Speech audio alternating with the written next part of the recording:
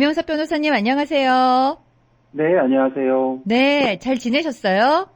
네, 잘 지냈습니다. 와, 눈이 정말 많이 와가지고 정말 네. 온 세상 구석구석 흰 눈이 이렇게 많이 쌓여 있는 걸 보니까 좀 답답한 마음도 들어요. 아, 그렇습니까? 네. 아우, 저 많은 눈 언제 다 치우지? 이런 생각이 예. 들더라고요. 예, 예. 네. 하물며 이렇게 녹아 없어지는 눈도 쌓여 있으면 답답한데, 이렇게 빚이라든지 이렇게 쌓여 있으면 얼마나 우리 생활이 답답할까요?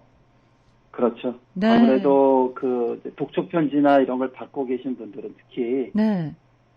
스트레스를 많이 받으실 거예요. 그렇죠. 네. 이 눈처럼 녹아 없어진다면 얼마나 좋겠어요. 네. 자, 녹여서 없앨 수는 없지만, 또 이제 전문가와 함께 충분한 상담을 통해서 이 빚을 좀 이렇게 탕감을 하고 크레딧을 교정을 할 수 있는데요.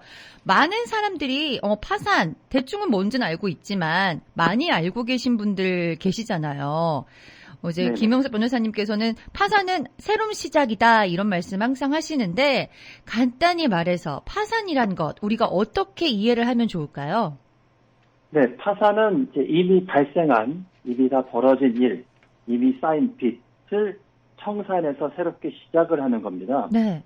그런데 많은 분들이 파산 자체를 꺼려 하시고요. 파산 네. 자체만 꺼려 하세요. 그러니까 파산만 안 하시려고 하고, 네. 이미 쌓여있는 빚이라든지 책임 있는 것들을 해결할 방법을 찾고 계시지 못하죠. 네. 그래서 파산은 이미 발생한 것을 새로 정리하고 새롭게 시작할 수 있는 기회를 제공한다고 보시면 됩니다. 그렇군요. 근데 많은 네. 분들이 이 파산에 대해서 조금 잘못 알고 있는 부분이 있다면 뭘까요?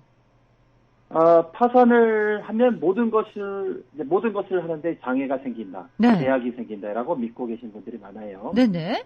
파산을 하면 뭐 경제 활동을 못 한다든지, 네. 월급을 뭐 일부 갚아야 된다든지, 네. 또는 은행 어카운트를 못 쓴다든지, 네. 뭐 차를 살 수 없거나 집을 영원히 못 산다든지 이렇게 생각하시는 분들이 많은데 네. 실제로는 그렇지 않습니다. 네. 많은 분들이 정말 파산을 하면 나는 다 잃게 돼. 아무것도 못해. 정말 다시 0에서 시작해야 돼. 못해. 이렇게 생각하시는 분들 많이 계시잖아요. 네네. 네. 근데 이게 잘못된 정보라는 거죠. 그렇습니다. 네. 경제 활동을 할 수 없고 월급을 다 뺏기고 은행 어카운트도 쓸 수 없고 아무것도 할 수 없다라고 생각하시는 것들이 파산에 대해 잘못 알고 있는 부분이라고 말씀하시는데 그러면 우리가 어떻게 제대로 이해를 하면 좋을까요? 실제로는 파산이 네. 방금 말씀하신 그 사람들이 잘못 알고 있는 거에 반대라고 보시면 돼요. 네네. 파산을 통해서 뭐 빚을 다 지우고 비즈니스 론도 지우고 그다음에 뭐 SBL 론도 지우고 네. 그다음에 오래된 세금도 지우고요. 네네. 그렇게 다 지우면서 뱅크 어카운트도 계속 지키고 대부분의 뭐 가재 도구라든지 네. 뭐 의류라든지 네. 또는 자동차 심지어 집도 지키면서 파산을 하는 방법이 있고요. 네. 뭐 방법이라기보다는 이제 뭐 뉴욕 같은 경우에는 굉장히 그 애꼬리가 많은 네네. 또 지킬 수가 있고 뉴저지도 맞습니다만은 뉴저지는 조금 뉴욕보다 좀 불리하고요. 네. 그 다음에 집도 몰기지를 내면 계속 지킬 수가 있고 네. 월급도 계속 받으셔도 괜찮고 파산이 끝난 이후에 뭐 월급을 굉장히 많이 밀리언을 받아도 아무런 상관이 없고요. 네. 파산 후에 뭐 집이 값이 올라서 팔게 돼서 차익을 많이 얻더라도 파산이 끝나면 아무 상관이 없습니다. 아, 그렇군요. 파산을 한다고 다 잃는 것이 아니라 다시 새롭게 뭔가를 빨리 시작할 수 있게 되는군요. 그래서 새로운 시작이라는 말씀을 하셨군요. 그렇습니다. 예, 파산은 네. 새롭게 시작하는 사람들 돕기 위한 법이라고 생각하시면 돼요. 네. 크레딧 조정이랑 이 파산의 차이는 뭔지 궁금해요. 크레딧 교정이라는 말이 조금 그런데 네. 사실 크레딧 카드 채무 조정을 하는 거가 맞고요. 네네. 그러니까 크레딧 카드에서 연락을 해서 빚의 일부를 지워달라고 하는 거죠. 네. 근데 크레딧 교정, 크레딧 스코어를 교정하는 거는 사실은 의미가 있긴 합니다만은 네. 자기의 크레딧 리포트를 떼봤을 때 잘못된 기록이 들어있는 거를 없애는 게 원래 교정이고요. 네. 정확하지만 나쁜 기록을 지우는 건 교정이 아니라 네. 또 거짓말하는 겁니다. 사실은. 아, 그렇군요. 본인이 쓴 크레딧 카드 빚이나 몰기지가 아니라고 네. 주장을 하는 거잖아요. 네네. 맞는데 네. 그거는 옳지 않고요. 네. 크레딧 교정이라고 해서 잘못된 과거 기록을 아니라고 막 주장해서 잠시 지운다 하더라도 네. 크레딧 리포트에 안 나온다 하더라도 빚이 없어진 게 아닙니다. 아, 네. 그렇군요. 그거는 네. 채권자하고 직접적인 문제지 네. 크레딧 그 리포트를 관리하는 기관 3개가 있습니다. 네. 거기에 기록을 지워달라고 해서 빚이 없어지는 건 아니에요. 아, 그렇군요. 잘못된 것을 지우는 것은 가능하지만 내가 쓴 것을 가짜로 지울 수는 없는 거고 이거를 교정을 한다고 해서 빚이 없어지는 건 아니다. 이렇게 말씀을 하신 거죠. 맞습니다. 네, 네, 맞습니다. 그렇군요. 많은 분들이 이제 크레딧 카드 빚이 있다 보니까 요거를 이제 미니멈 페이만이라도 열심히 하자라고 미니멈 페이만 쭉 하시는 분들 계시잖아요. 근데 이게 네네. 좀처럼 줄어들 기미가 안 보여요. 이럴 네, 경우에는 어떻게 해야 돼요? 그 미니멈 페이먼트를 계속 하시다가 나중에 형편이 나아져서 많이 갚겠다는 계획이 아니라면 네. 계속해서 미니멈 페이먼트만 했다고 해서 빚이 거의 줄지 않고요. 뭐 네네. 그 월 스테이먼트를 월 그 크레딧 카드 스테이먼트를 보시면 알겠지만 미니멈 페이먼트만 냈을 경우 네. 뭐 7년, 8년, 9년이 걸린다. 그렇죠. 아무것도 안 썼을 때 얘기하는 겁니다. 네네. 쓰지 않고 미니멈만 갚았을 때. 근데 또 쓰고 미니멈만 내서는 네. 아시겠지만 크레딧 카드 이자는 15, 19, 20, 24 뭐 엄청나게 높습니다. 그렇죠. 그러니까 한마디로 미니멈 페이먼트만 내서는 갚을 가능성이 없어요. 아. 계속 쓰시면서. 네네. 그래서 일단 뭐 크레딧 스코어 때문에 자기 네. 크레딧 점수 때문에 미니멈만 낸다고 해서 기록이 좋아지는 게 아니라 네. 이미 크레딧 카드 빚을 많이 쓴 상태에서 미니멈만 내면은 네. 기록이 떨어집니다. 아. 오히려 스코어가 떨어져요, 점수가. 아, 그래요? 미니멈 페이를 열심히 예. 한다고 이제 크레딧이 오르는 게 예. 아니라 오히려 떨어지는군요. 점점점 떨어지게 돼 있습니다. 미니멈 아. 페이먼트만 해서는. 네. 그렇기 때문에 크레딧 스코어를 지키기 위해서 미니멈 페이먼트만 하는 건 그건 좋은 생각은 아니고요. 네. 전체적으로 자기 빚하고 본인의 인컴하고 재산을 고려해서 네. 그 크레딧 카드 그 부채 조정을 하는 게 맞는지 네. 아니면 파산을 통해서 한 번에 지우는 게 나은 건지를 검토하셔야 됩니다. 아, 그렇군요. 부채 조정을 한다 그러면 어떤 방식으로 할 수가 있는 건가요? 예, 크레딧 카드 회사에 전화를 해서 네. 상황을 설명을 하고 네. 보통 요즘은 50% 전후로 깎아줍니다. 네네. 그러니까 연락을 해서 깎아주는데 대신 깎은 금액에 대해서 네. 그래서 50%를 내고 50%를 갚았으면 네. 깎아줬으면 네. 50%에 대해서는 세금으로 보고하라고 인컴으로 보고하라고 아. 그렇게 통지가 옵니다. 네네. 아, 그렇군요. 그럴 때 네. 이제 몇 가지 예외 사항이 있긴 합니다만은 네. 일단 재산이 있는 분들은 네. 상감된 금액에 대해서는 인컴으로 보고하고 세금을 네. 내야 돼요. 아, 그러니까 그렇군요. 50%를 합의해서 내고 네. 깎은 50%에 대해서는 소득세를 내야 된다는 얘기죠. 그렇군요. 네. 네네. 이 그러나 파산은 네. 네네. 예, 파산은 전체를 지웠어도 네. 전체 금액을 하나도 안 내고 다 100%를 지웠어도 네. 세금에 대한 염려가 없습니다. 세금을 내지 않습니다. 아, 그렇군요. 이거는 좀 금액에 따라서 파산을 할지 부채 조정을 할지 요거를 정해야 되나요? 아니면 어떤 기준에서 이걸 좀 정할 수 있을까요? 글쎄요, 빚의 금액이 높다 하더라도 네. 여유가 있으신 분들은 굳이 파산이나 부채 조정을 하실 필요가 없고, 네. 그러나 금액이 적더라도 네. 그 적은 금액에 예를 들어서 5만 불의 크레딧 카드에 반이나 40%를 내는 것 자체도 부담스럽다고 생각하시는 분들은 네. 파산을 해서 한 번에 지우는 게 낫죠. 아, 그렇군요.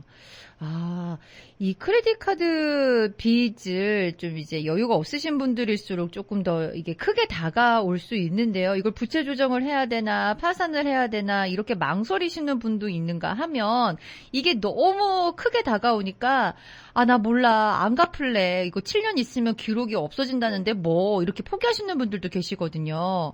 이게 네네. 네, 7년이 지나면 지워진다. 크레딧이 깨끗해지고 빚도 없어진다. 이게 맞는 말인가요? 틀린 말입니다. 아, 틀린 말이군요. 크레딧 리포트상에는 없어지지만요. 네.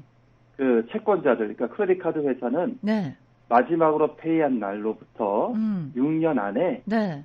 소송을 할 수 있는 권한이 있고요. 네. 대부분 뭐 네. 2,000불, 3,000불도 음. 크레딧 카드 회사가 요즘은 소송을 합니다. 네. 아, 그러니까 그렇구나. 크레딧 리포트에 지워졌다고 생각을 하고 계셨는데 7년 뒤에 네. 사실은 소송이 돼서 저지먼트를 이미 받았고 네. 저지먼트를 받은 날로부터 20년 동안 유효해요. 네. 그러니까 20년 동안 뭘 할 수 있냐면 네. 그 채무자의 네. 뱅크 어카운트에서 돈을 빼갈 수 있고요. 언제든지. 네. 또는 직장 인플로이어한테 고용주한테 편지를 보내서 10%씩 매주 차압을 할 수도 있고요. 네. 주택을 갖고 있는 분들은 저지먼 린이라고 해서 나중에 네. 주택을 팔 때 돈을 다 갚도록 하는 그 린을 걸어놓을 수도 있고요. 네. 그다음에 자동차를 갖고 계신 분들은 보통 론이 있기 때문에 안 가져가지만 네. 론을 다 페이업 했거나 론이 얼마 안 남았으면 차를 끌고 가서 팔 수도 있습니다. 권한은 있어요. 아.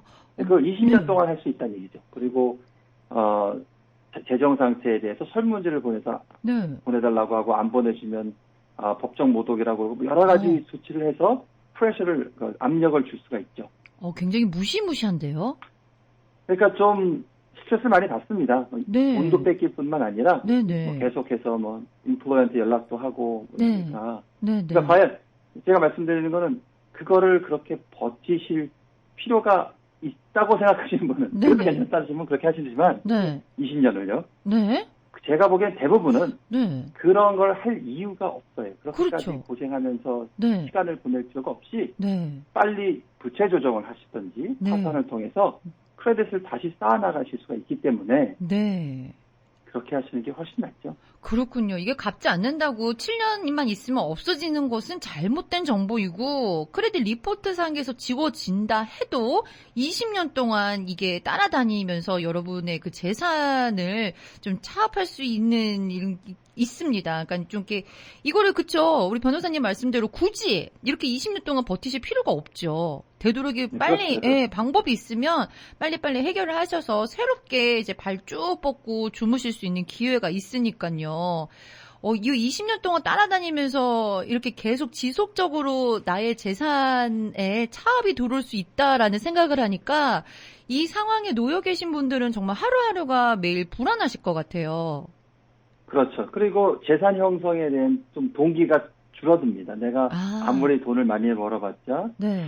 뺏길 수도 있고 뭔가 네. 부동산을 구매해도 뭔가 문제가 될 수 있으니까 네. 본인 이름으로도 뱅크 어카운트를 안 만들고 다른 사람 이름으로 체크를 받고 뭐 이렇게 복잡하게 네. 사시죠. 그러면 정말 네. 재산 형성하기가 어렵겠네요. 네네. 네. 그렇군요. 자, 오늘 생활상담, 파산법, 채무조정, 모기지 조정에 관한 모든 것들 우리 김영숙 변호사와 함께 이야기 나누고 있습니다. 파산은 새로운 시작입니다. 파산법, 채무조정, 모기지 조정 등 가장 어려운 시기 김영석 변호사가 함께 합니다. 파산이라면 김영석 변호사, 뉴욕 오피스 61-43, 186가 프로시메도우에 위치하고 있습니다. 전화번호 718-939-0700, 718-939-0700, 뉴저지 460 버겐 블러바드 팰리세이드 팍 체이스 뱅크 빌딩 내 위치하고 있습니다. 201-585-0700, 201-585-0700입니다. 파산에 관해서 궁금하신 사항 있으신 분들은 카톡 아이디 FM877로 문의하실 수 있습니다. 네, 변호사님, 저희가 이제 또 궁금한 이야기 이어가 보도록 할게요. 크레딧 조정하고 파산 중에서 크레딧 점수에 조금 더 미치는 영향이 큰 건 어떤 건가요? 크레딧 카드 조정을 네. 하실 경우에 네. 일시불로 내는 게 아니고 이제 몇 달에 걸쳐서 나눠 낸다면 네. 뭐 특히 이제 길게 내면 낼수록 네. 회복이 느립니다. 네. 어느 정도 낼 때까지는 크레딧 스코어가 올라가지 않고요. 네.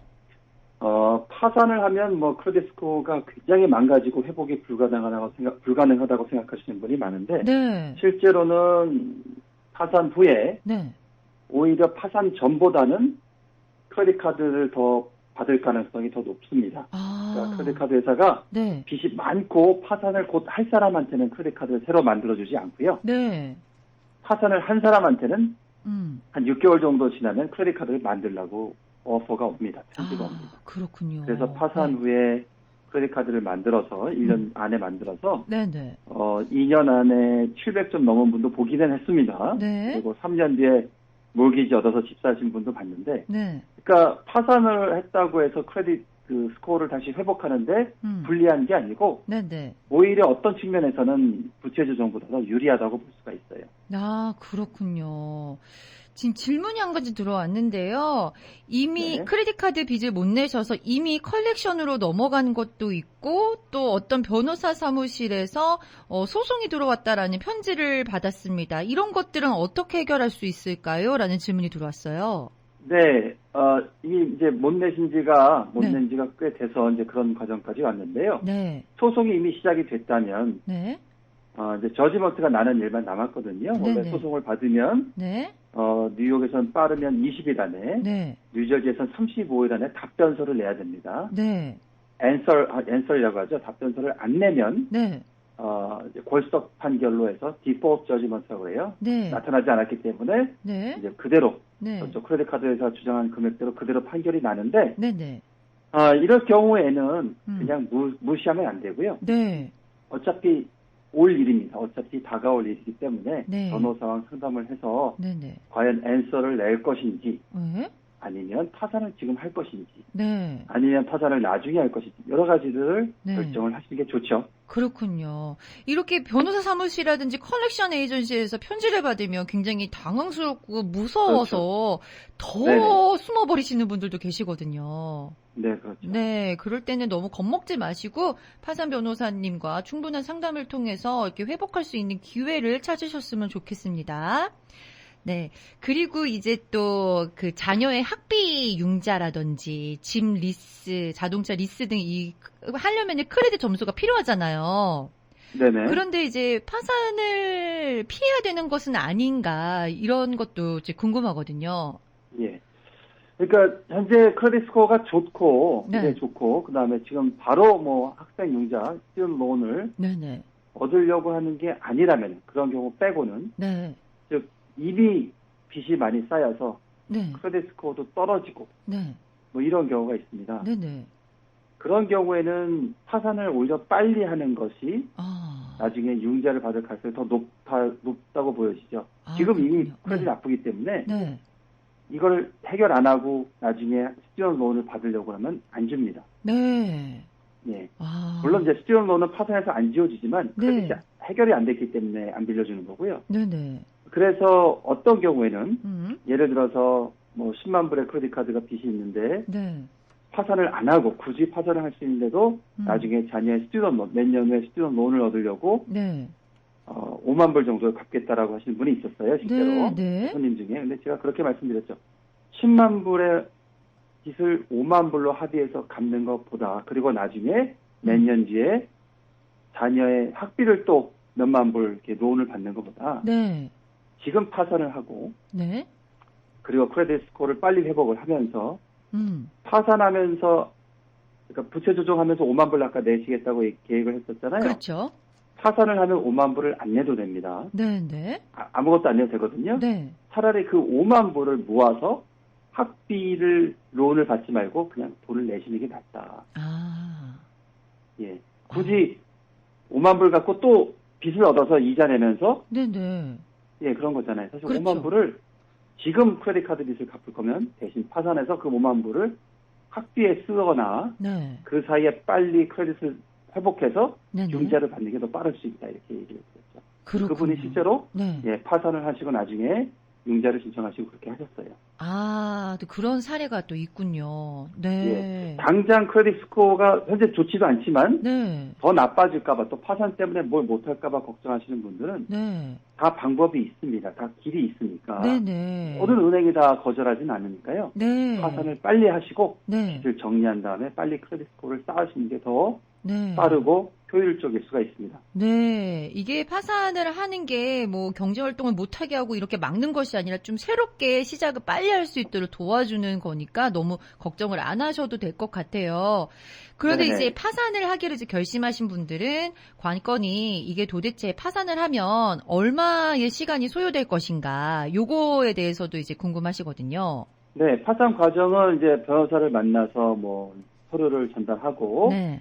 서류를 이제 만들어서 손님이 리뷰를 하고 네. 사인을 하고 이제 온라인으로 신청을 하면요. 네. 그날로부터 파산 신청을 한 날로부터 모든 그 컬렉션은 중단을 해야 됩니다. 네. 포클로저 즉 집이 차압되기 직전이라면 그것도 중단하고요. 네. 모든 그 전화나 편지나 또는 네. 월급차압, 은행차압 이런 것들이 중단이 됩니다. 네.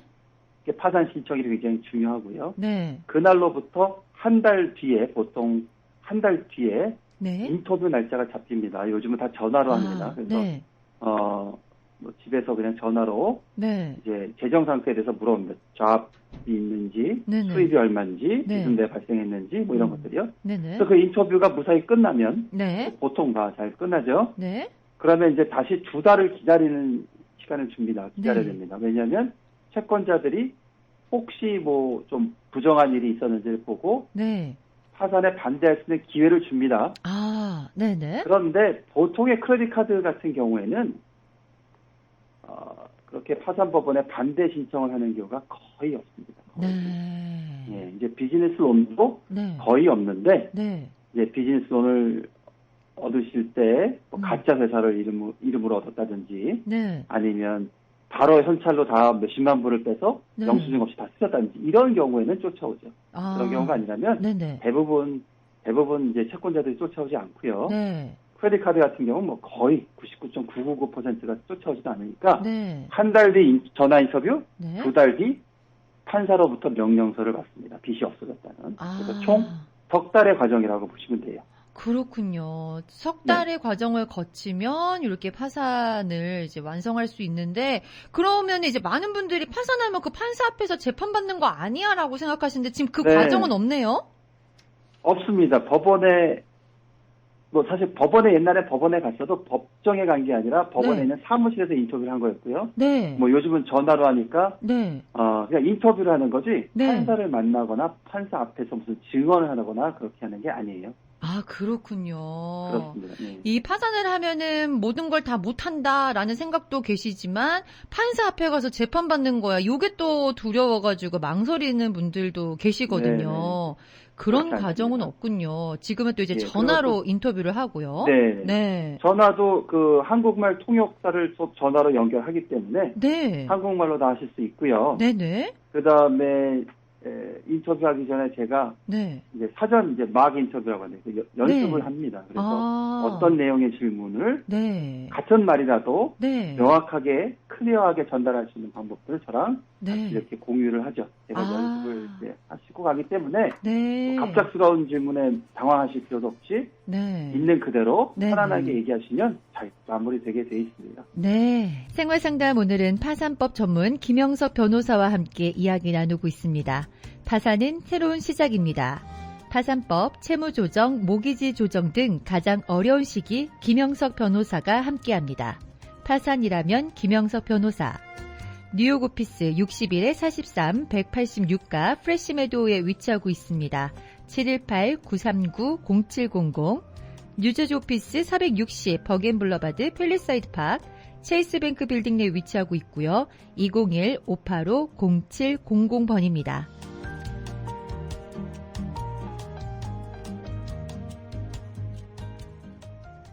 네, 김영사 변호사님, 파산은 3달 정도 이제 소요가 된다라고 말씀을 하셨고요.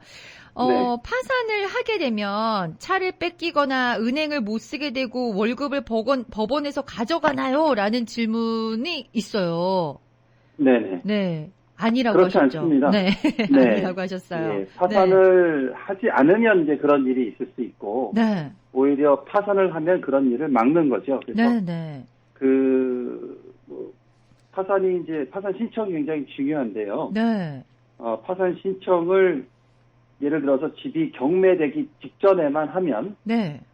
네, 그 경매 절차도 중단시킬 수가 있습니다. 네, 네.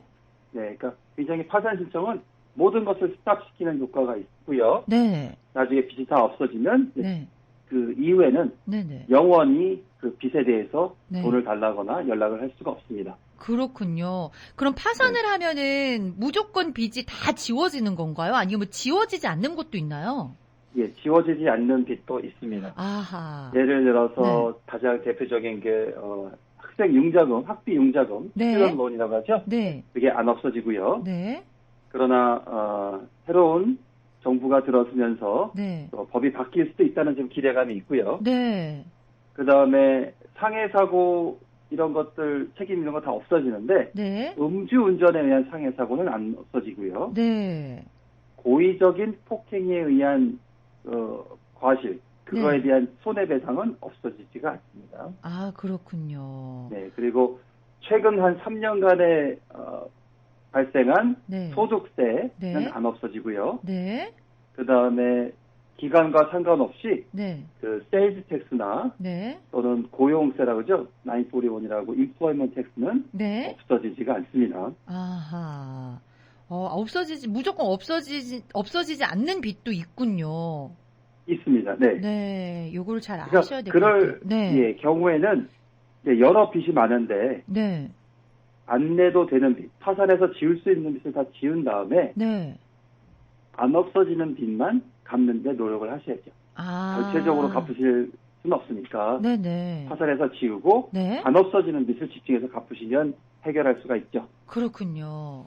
네네. 그렇다면 개인 간에 빌린 돈이라든지 병원비, 노동법에 관련된 것들은 어떻게 되나요? 병원비도 지워지고 어. 개인 간에 발생한 빚도 채무도 없어집니다. 네. 객돈도 없어지고요. 다 없어지는데 네. 노동법에 대한 거는 음. 이제 고용주가 파산을 주로 하죠. 네네. 고용주가 네. 비즈니스를 하시던 분이 파산을 하게 되면 그 포멀 인플로이죠. 전에 일하시던 분이 소송을 했다면 네. 그 소송을 파산법원에 와서 다시 해야 됩니다. 다시. 네. 근데 이미 판결이 났다 하더라도 파산법원에 와서 네. 없어지지 않는다는 이 빚은 없어지지 않는다고 반대 신청을 해서 네. 그거에 이겨야지만 네. 고용인이 이겨야지만 없어지지 않습니다. 그러니까 음. 실제로 없어지지 않을 가능성도 있습니다만은 네. 제 경험을 보면 음. 파산법원까지 다시 쫓아와서 또 싸워서 이기는 경우가 굉장히 이제 힘들기 때문에 네. 비용도 많이 들고 하기 때문에 네네. 그 중간에 좋은 조건으로 합의하는 경우들을 많이 봤어요. 네네.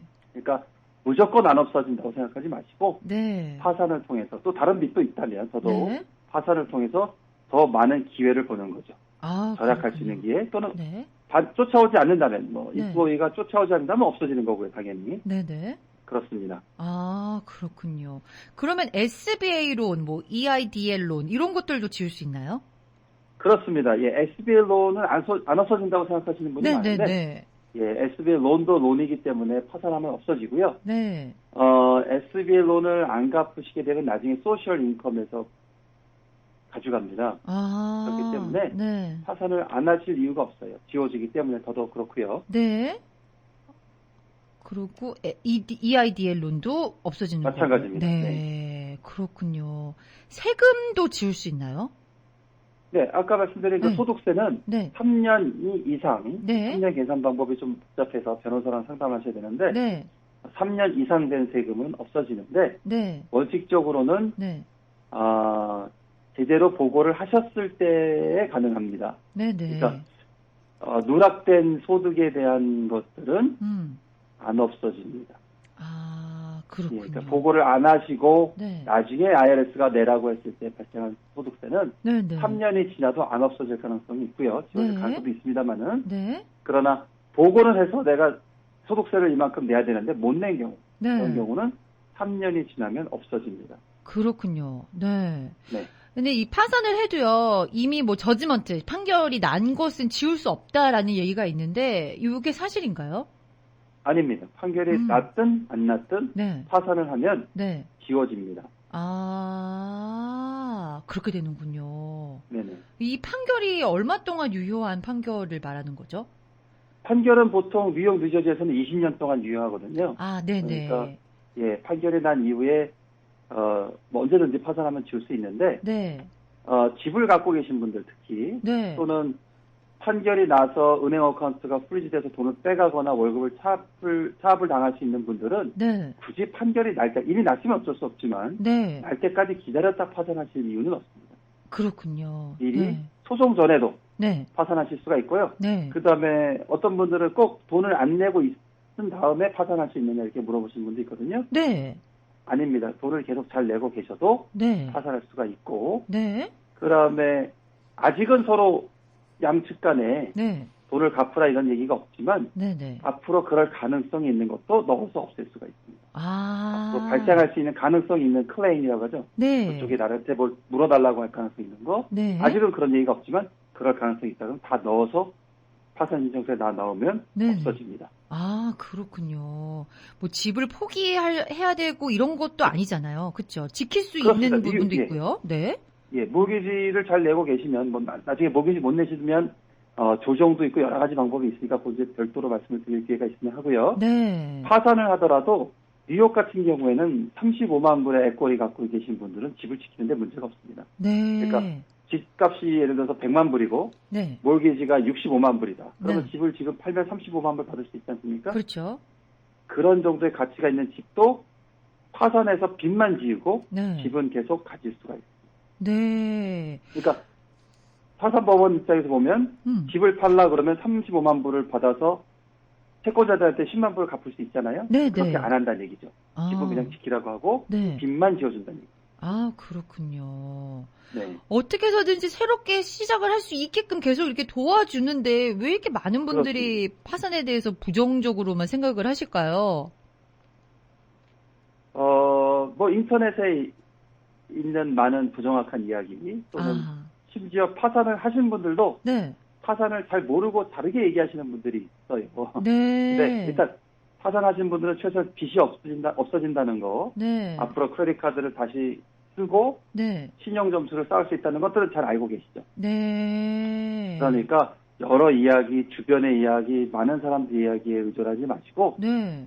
전문가한테 물어보시고 나서 판단해도 늦지 않습니다. 그렇군요. 이 파산을 네. 일단 제대로 이해하는 것이 중요하겠어요. 그렇습니다. 네. 네네. 사실 요즘에 이 크레딧 카드 채무 조정하는 업체들이 우후죽순으로 많이 생겼잖아요. 이 광고를 보고 혹하시는 분들 많이 계시는데 이런 곳에 맡겨도 괜찮나요? 좀 조심할 필요가 있습니다. 네. 이제 거기 가셨다가 오시는 분들이 좀 있는데 네네. 실제로 아까 말씀드렸듯이 크레딧 카드는 40, 50% 정도 갚는데 네. 불필요하게 수수료를 더 많이 내는 분들이 있어요. 그러니까 크레딧 카드에 돈 갚는 것보다 네. 업체 수수료를 더 낸다든지 네. 이런 경우가 있고 또 선불 수수료를 받는 거는 연방법으로 불법으로 돼 있고요. 네네. 아. 합의가 되었다는 서면으로 보여주고 네. 소비자가 그걸 손님이 네네. 동의했을 때만 수수료를 아주 저렴한 수수료를 받아야 가게 되기 때문에 네. 미리 수수료만 막 떼가고 먼틀리로 몇백 불 내면 계속 수수료만 가져가고 하는 거는 네. 불법입니다. 그리고 아. 채무조정업체가 변호사가 따로 있다고 이렇게 얘기하는 것도 네. 사실은 말이 안 되는 불법적인 얘기이기 때문에 네. 조심하실 필요는 있어요. 네. 이렇게 성금을 받는다거나, 뭐, 월 얼마씩 이렇게 가져간다거나, 뭐, 요런 것들은 조금 의심을 해보시는 게 좋을 것 같아요. 네. 이렇게 가셨다가, 예. 그렇죠. 에스크로우 어카운트에 돈을 차곡차곡 쌓아준다 이렇게 말씀을 네. 들으시고 이제 하시는 분이 있는데 아. 수수료를 많이 뗍니다. 메인턴스 피, 무슨 피, 뭐. 아하. 네, 그러니까 그렇군요. 결국은 그렇게 비용을 많이 들이면서 네. 지금 경제적으로 힘든데 그렇죠. 크레딧 카드 회사에 저렴하게 내려고 하면서 지금 하시는 일인데 네. 오히려 업체 수수료를 많이 낸다고 하는 거는 좀 목적과 맞지 않는 일이죠. 그렇군요. 네. 네. 그리고 이렇게, 일단 예.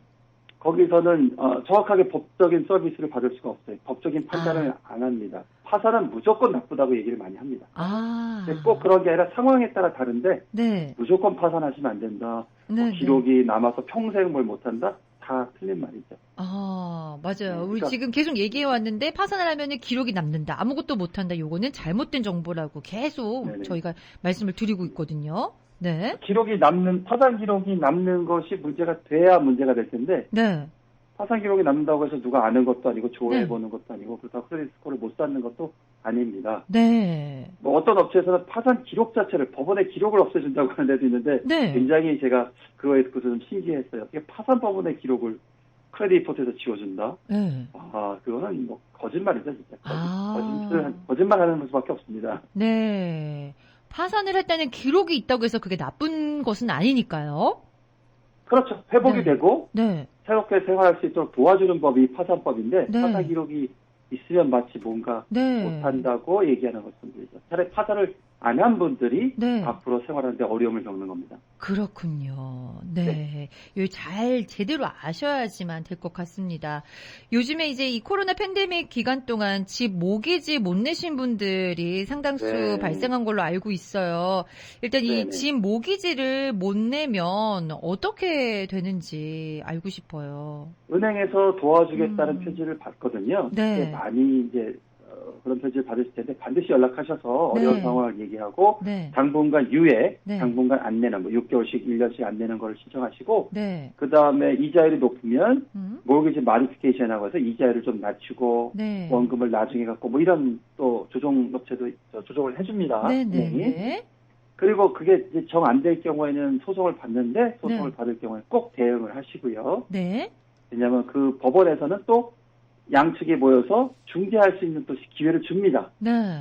그러니까 은행 측에서는 법원이 중간에 있기 때문에 네네. 그냥 그 소비자가 또는 집주인, 집을 소유하신 분이 네. 도와달라고 하는 걸 무시할 수가 없기 때문에 네. 상당히 우호적으로 많이 잘 마디피케이션이 되는 경우가 있어요. 네네. 그것도 안 되면 이제 차업 날짜가 잡히는데 이제 그런 과정이 한 1년 이상 걸립니다. 네네. 그때 파산을 또 고민해서 파산을 하시면 네. 또 파산 법원에서 또 중재할 수 있는 또 기회를 줍니다. 그러니까 일단은 어떤 분들은 집을 포기하실 생각이지만 이런 과정을 다 팔로우업을 다 하면서 집에 오래 사실 수 있는 거죠. 네. 또는 나중에 기회가 있으면 다시 또 집을 지킬 수 있는 기회도 있을 수 있는 거고. 네네. 그냥 포기하시거나 무조건 쇼세일을 하지 마세요. 쇼세일은 팔면 집에서 나와야 되는 거거든요. 그리고 쇼세일에서 발생한 그 차액, 네네. 쇼세일에서 안 낸 금액은 세금을 낼 가능성이 있습니다. 그래서 그 저는 파산하고 소세일의 지금 그 차이점을 얘기를 해주고 계시는 거죠? 예. 네네. 예, 파산을 먼저 하더라도 파산을 먼저 하고 쇼세일 하시는 게 더 유리해요. 예. 그렇군요. 그러니까 그런 것들을 잘 네. 변호사 상담을 하시면 과연 네. 나에게 가장 유리하고 좋은 게 뭔지, 네네. 적합한 게 뭔지를 네. 알고 하셔야 돼요. 이쪽 저쪽에서 잠깐 들은 거 가지고 네. 종합하시지 말고 네네. 변호사하고 상담하시는 게 가장 정확합니다. 네, 그렇군요. 집 모기지 못 내면은 나중에 이제 경매로 넘어가는 경우도 발생하잖아요. 그렇죠. 네. 경매로 넘어갑니다. 이럴 때는 또 어떻게 대응을 할 수가 있을까요? 예, 가끔 경매로 넘어가서 은행이 집을 가져가면 책임이 없다라고 생각하시는 분이 있어요. 네. 아니죠. 은행이 경매에서 헐값에 팔고 나서 네네. 원래 모기지하고 받을 거하고 차이가 나는 건 또 쫓아올 수 있습니다. 끝이 아니군요. 오면 이제 소송하는 거고요. 네. 소송하는 거고요. 그 다음에 면제를 해주면 네. 그 면제한 것만큼의 또 세금을 내라고 또 옵니다. 네. 그러나 네. 파산을 이미 하신 분은 네. 나중에 쇼셀이 되든 경매가 되든 하더라도 네네. 그 차액이나 은행이 손해본 거에 대해서는 전혀 네. 세금을 내지 않습니다. 책임이 없어요. 그러니까 파산을 먼저 하고 네. 나중에 하고가 어떤 영향을 줄 수 있는 거고요. 네네. 쇼세일은 이제 조심하셔야 될 것이 집을 파는 사람, 네네. 은행에 다 빚을 못 갚고 집을 파는 사람은 절대로 돈을 받아서는 안 됩니다. 네. 네, 그런데 바이어나 뭐 또 중간에 에이전트를 통해서 돈을 받으시는 분들이 있거든요. 네네. 나중에 같이 감옥에 갈 수가 있어요. 아이고. 에이전트하고 네. 그 관련된 변호사가 조지아에서는 감옥에 갔습니다. 그렇게 네네. 돈 이렇게 서로 주고받고 하다가 네. 뉴저지에서도 지금 감옥에 간 변호사도 있고 에이전트도 있고 그래요. 안타깝게도. 네네. 그러니까 그거에 관여돼서 네. 정말 당장 돈이 지금 급하지만 정말 얼마 때문에 네. 예, 에이전트나 변호사들 그렇게 감옥 가는 사람들은 올해 여러 개를 많이 했거든요. 네. 수백 건을 이렇게 해서 많이 돈을 챙겼는데 네. 순수하게 그냥 준다고 해서 받았다가 같이 연루돼서 네. 조사를 받거나 하고 또 감옥에 가는 일은 네. 정말 있어서는 안 되는 일이거든요. 그렇죠. 굉장히 네. 어려운 일입니다. 네. 그러니까 그런 일에 관여하지 마시고 네. 불법적인 거는 딱 거절을 하시고 네. 그걸 제한하는 데는 네네. 피하시고 다른 에이전트나 네. 다른 전문가를 찾아가셔야 돼요. 예. 그렇군요. 그렇게 경제적인 또, 어려움과 그 가족과 떨어져 살고 이런 문제는 완전히 별개입니다. 네. 이 파산을 겁내실 게 아니라 파산을 하지 않았을 때 상황들을 굉장히 지금 경각심을 가지고 들여다보실 필요가 있을 것 그렇죠. 같아요. 예, 네. 채무 조정을 뭐 해서 사기를 당하시지 마셔야 되고 네. 쇼셀 사기에도 연루되지 말아야 되고 네. 또 그런 거죠. 그렇죠. 오히려 예, 정확한 정도를 가시는 방법이 뭔지를 네. 확인 안 하시더라도 네네. 어떤 방법이 있는지 물어보셔야 돼요. 네. 사실 이렇게 뭔가 많이 이제 빚이 져 있으면은 마음이 다급하기 마련이거든요. 그렇죠. 그러면 이런 유혹에 또 쉽게 연료가 되실 수가 있죠. 네, 맞습니다. 네. 뭐 크레딧 카드 2배로 늘려준다고 해서 뭐 하여튼 그런 여러 가지가 있는데 네. 하여튼 들리기에 너무 거짓말같이 좋은 얘기는 네. 거짓말입니다. 네. 네, 그러니까 그걸 따라서 하시면 안 되죠. 네, 그렇군요. 자, 그리고 또 이제 비즈니스 하시는 분들도 이제 많이 힘드신 분들도 계실 네. 거예요. 이제 지금 모기지 못 낸 분들도 계시다면 비즈니스 하시면서 이 렌트를 못 내신 분들도 많이 계실 텐데, 아, 네. 네. 퍼스널 지금- 개런티를 했을 경우, 이럴 때는 이제 네. 어떻게 해결을 해야 되는지, 이런 부분도. 개인으로도 네. 쫓아오고요. 아하. 뉴욕시티에서는 네. 퍼스널 개런티한 네. 회사가 테넌트인 경우 네. 쫓아오지 못하도록 하는 법이 통과됐습니다만은 네. 코비드-19 때문에 비즈니스를 못하거나 제한을 많이 받은 그런 업종만 해당이 되고요. 네. 이 코비드 사태가 지금은 이제 그 이빅션을 못하고 있습니다. 네네. 뉴욕 같은 경우에 4월 네. 30일까지 못하고 있는데 이 코비드 사태가 진정이 되면 네. 그 4월 30일도 연장이 될 수 있습니다만은 네. 진정이 되면 밀린 렌트에 대해서 이빅션, 네. 해고 소송을 굉장히 많이 할 거거든요. 이제 네네. 앞으로 지금 소규모 자영업자들께서 이 어려움을 겪고 계신 분들이 많은데 네. 참 제가 안타깝게 많이 생각을 해요. 네네. 그 노력과 그 자본과 그런 걸 통해서 이뤄놓은 비즈니스가 네. 지금 뭐 누구의 잘못도 아닌 상태에서 음. 문을 닫게 되는 네네. 그런 상황이 참 안타까운데 그런 상황에서도 방법이 있을 수 있으니까요. 네. 무엇이 최선인지를 변호사랑 상담을 하시고 네네. 현명하게 대처를 하셔야 돼요. 네. 네. 이 쫓아온다는 게 물리적으로 직접 쫓아온다는 얘기는 아니시죠? 예. 책임을 묻기 위해서 법원에 소송을 하고 저지먼트를 받는다. 이런 얘기입니다. 네. 네. 그렇습니다. 좀 많이 우리가 힘든 시기를 보내고 있는 것 같아요. 어느 한 사람만 힘든 게 아니라 모두가 다 힘든 상황을 겪고 있는 상황인데 이럴 때일수록 조금 더 이제 우리가 호랑이 굴에 들어가면 정신만 차리면 된다라는 말이 있지 않습니까? 네네. 네. 좀 이렇게 정신을 바짝 차리고 도움을 직접적으로 줄 수 있는 전문가와 상담을 하는 것이 굉장히 중요할 것 같아요. 오늘 김영서 변호사님과 함께 파산법에 대해서 이야기 나눠봤는데요.